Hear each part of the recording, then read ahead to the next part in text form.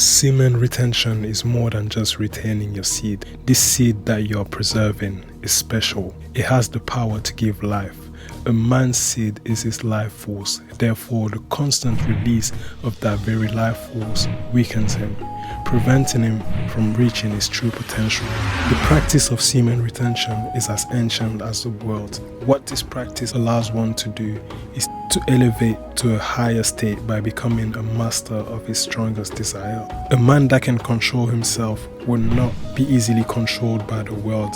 That man has a firm grip over his life trajectory. All the energy accumulated from retaining this life force allows one to be more in tune with the flow of the universe, to be present in the moment. This energy can be transmuted into different areas of life: fitness, manifestation, business, and much more. Or is it? Is semen retention real? While a lot of people swear by it, there are not a lot of scientific research to actually back up the claims that are made by the semen retention community. Here are some of the most common ones: reduce stress, improve motivation, improve confidence and self-esteem, higher levels of self-control, better concentration, more energy, better relationships, increased stamina, and the ability to have multiple orgasms, higher levels of spirituality, increased sperm quality. In this video, we are going to try to find out which parts holds any validity based on medical articles and personal experience. So yeah, let's do it. In terms of stress and anxiety, I was a bit 50-50 because it's a bit tricky. Now, there are many people that vouch that their stress levels have decreased, and I can vouch for that personally. However, after 2 weeks to 1 month, it would feel like my energy would become too much, too high for my body, and I'll feel a bit agitated. I wouldn't say stressed, but more hyper. Maybe it's just me, and I'm not spending enough of that energy. But I just wanted to put that out there. Let's look at what science has to say about this. A group of scientists from Germany conducted a research in 2001. The research examined a small group of healthy men that were to practice sexual abstinence for 3 weeks. Here are some of their findings. Keep in mind that their blood and cardiovascular parameters were monitored continuously, including before and after the experiment. They found out that the orgasm increased blood pressure, heart rate, and plasma catecholamine that was both before and after the period of abstinence. However, testosterone concentrations level were the same. This contrasted massively from the period of abstinence. During the 3 weeks where the men refrained from ejaculation, there was a spike in testosterone concentration in the candidate's blood. What does that mean?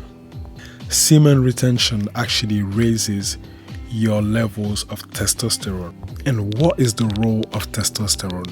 In men, it regulates libido, bone mass, fat distribution, muscle mass, and finally strength. This study has literally proven most of the claims about semen retention by itself when it comes to strength, stamina, and I'll probably say energy. However, is it reliable? Is the sample big enough? But let me carry on. While one is on semen retention, the increase in testosterone also boosts their libido. Increased libido means more sex drive. And the more libido one has, the better the odds of getting more than one orgasm. Semen retention increases sperm quality. There's been some research that have been made about it. Some people go as far as saying that it's detrimental and it can cause cancer. But here's a study that is a bit more concrete. In 2018, researchers did a systemic review of all the studies on the following topic: the correlation between periods of abstinence and sperm quality. And what they found was the abstinence period of less than a day was linked to an improvement in sperm motility. Motility is one of the factors that determine a healthy sperm. But less than a day of abstinence, does that mean we should not retain? Does that mean that retention actually decreases the quality of sperm? I don't know. Semen retention can give you higher levels of self-control. Is that true? From a logical point of view, this is evidence. Think about it.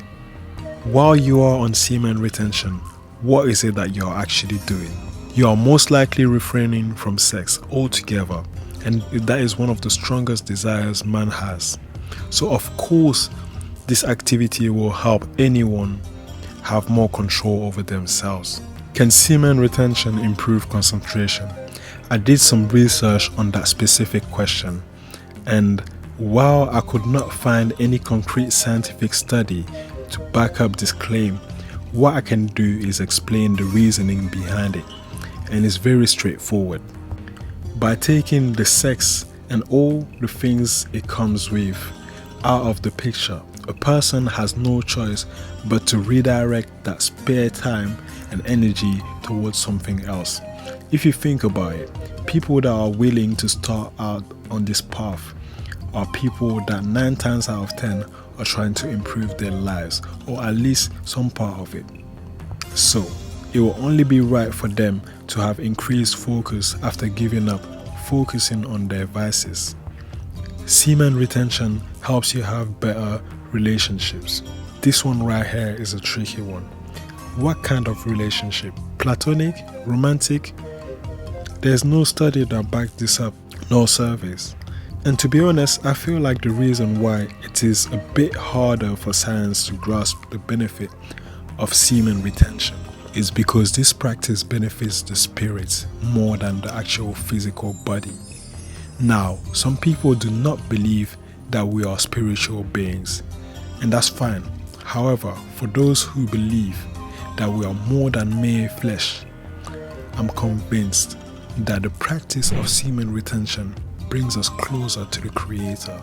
We become more in tune with our higher selves. The fact that we become stronger spiritually also affects our physical reality.